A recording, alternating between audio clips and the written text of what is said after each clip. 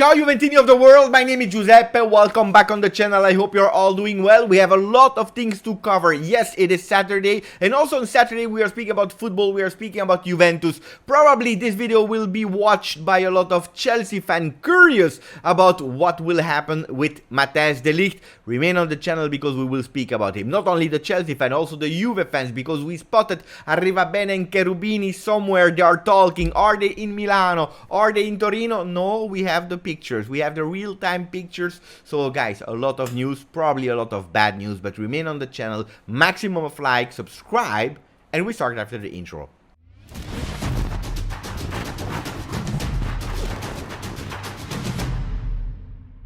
Before going and discovering where Arrivabene and Cherubini are at the moment, where they are and what they are doing, please, I recommend you to download OneFootball.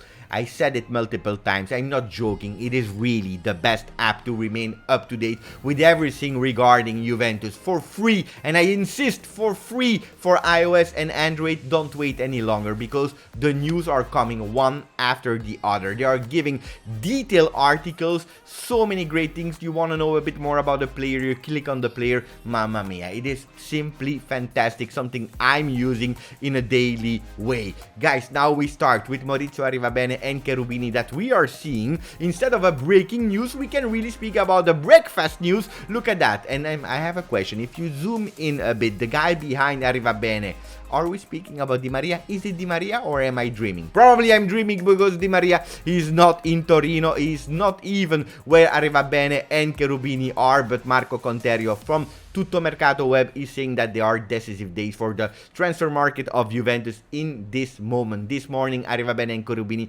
were spotted together in Versilia. Where in Versilia, it's not in Milano, it is not in Torino, but it's really near to Livorno, a beach really near to Livorno. We know that Livorno is the place of birth of Massimiliano Allegri. He's coming from that in his holiday. He loves to go back in Livorno.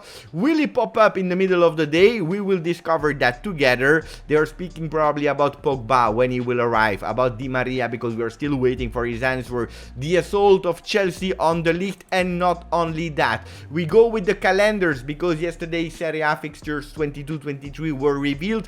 Corriere dello Sport is starting with Fantacalcio. Fantacalcio Fantasy League, we know it. We can already start dreaming when each team will play versus each other. The players we don't know yet because the Mercato in Serie A still needs to start. We have some big games in Serie A this year, as always, but it will be an incredible one. Stopped by Qatar 2022 in November until December, starting back in January. Pay attention, we have the first team that will be the opponent of Juventus in our home, Sassuolo. In the first 4 games of Serie A, we are playing 3 times at home. The moment to not repeat what we did last year. We have to go out of these 4 games with 12 on 12. Even if on the 3rd day, we will play versus Roma, Fiorentina, Salernitana, and Monza will be the other 3 teams to complete the 7 first games of Serie A. The 4 first games will be with the Calcio Mercato still open, and then we will have a closed Mercato where we have more clear ideas, and that's why Juventus needs to go a bit faster. We already made a video with the first reaction yesterday, live, if you really want to know every single detail, how we reacted to the opponents of Juve. The first game versus Inter will be before Qatar 22 on the 6th of November. A really curiosity is that Milan and Udinese will close the Juve games on match day 37 and 38. Milan in our home, maybe and probably the best moment to take back that Scudetto from their shirt and put it on our shirt 22-23. Guys, pay attention, can be a really decisive games. Otherwise, we can try to celebrate like we did il 5 maggio 2002, the 5th of May 2002 in the home of Udinese. Remember that game with goals of Del Piero and Trezeguet.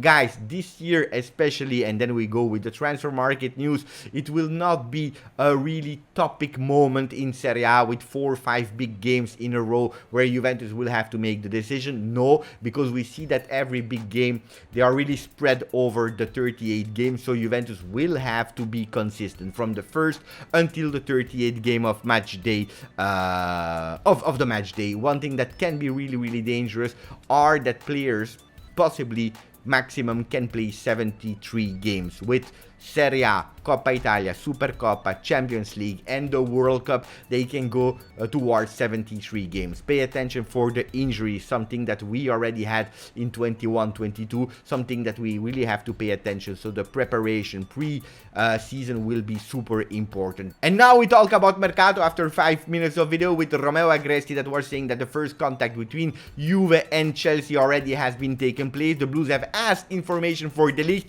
Juve position is clear, and I repeat it because I know that some people, they will not read that because it's not interesting them. The clear position of Juve is that they want to renew Matthijs de Ligt. Of course, they don't want to renew a player that wants to leave, so this decision will be on the Ligt part, and that's really important. If he doesn't want to, every door will be open. One Football was reporting that Chelsea already presented a swap deal. Who is that swap deal for the Ligt? They are speaking about Timo Werner, the player that was in Bundesliga, that plays now in Chelsea. Is it a great player or not? Guys, I will tell you immediately. I start with the hashtag Werner out.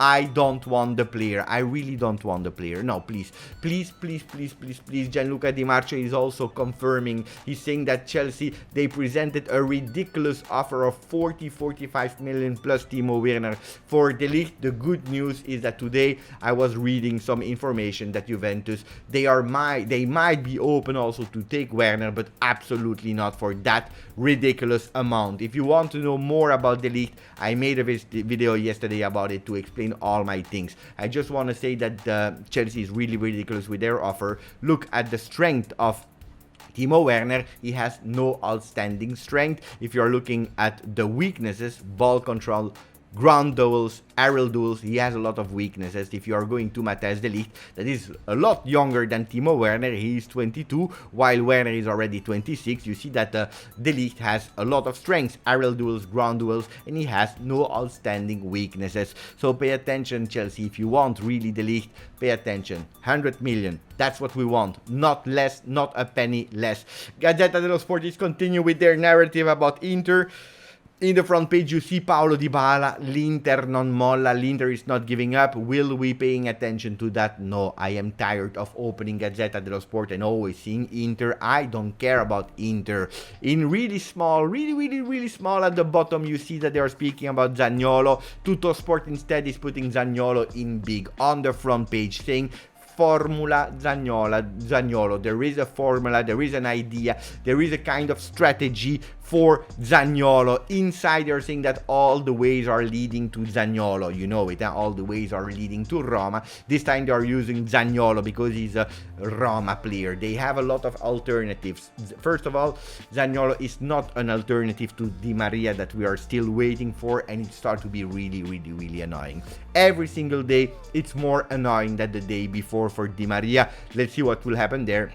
Zaniolo is not an alternative to Angel Di Maria, but he's a player that can come to Juve with some creative solutions. We are speaking more and more about Zaniolo. It's a name that I didn't want to put too much on the front page because of the high request of Roma. Roma is opening the door. Maybe something creative like Locatelli, not on a 2-year loan because this is impossible anymore with the new rules of Serie A that are saying just 1 year of loan. So, but some creative solutions, loan with obligation to buy, or maybe inserting some players like Arthur or McKennie. Let's see what will happen there. Zaniolo, my big question is, where will we use Zaniolo? As a box-to-box or maybe up in the trio, in the offensive trio? I have still my big question on that. But what is really clear with the strategy of Juve, at least, is that every single player that is linked with Juventus has one thing in common, and it's the fact that they are able to give the striker, and in that case Vlahovic, a lot of balls. They have that ability, these skills to feed the strikers. We're speaking about Zaniolo, Fabian Ruiz, Arnautovic that can be a vice Vlahovic, Di Maria, Pogba, Cambiaso. They all have that in common, feeding the strikers, and this is the idea of Allegri and Juve. We need to find solutions that we didn't have last year. So pay attention. Juventus is thinking to score more goals. We can have a lot of fun, but we need also to seal these players because otherwise we have a problem. What about Gabriel Jesus? Will he be the one that will feed Vlahovic? Absolutely not, because Arsenal is that close to close the deal.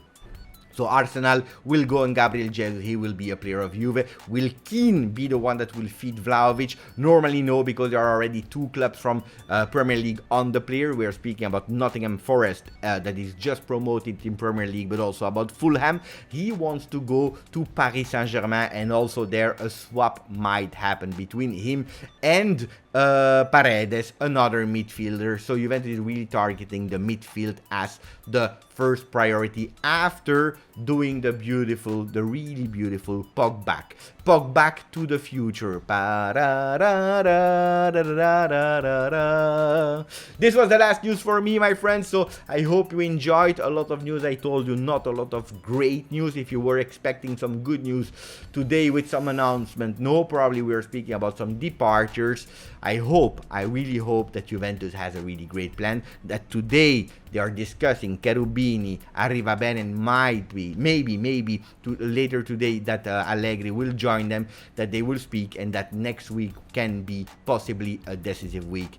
Guys, enjoy your day, enjoy your week, and grazie, forza, Juve.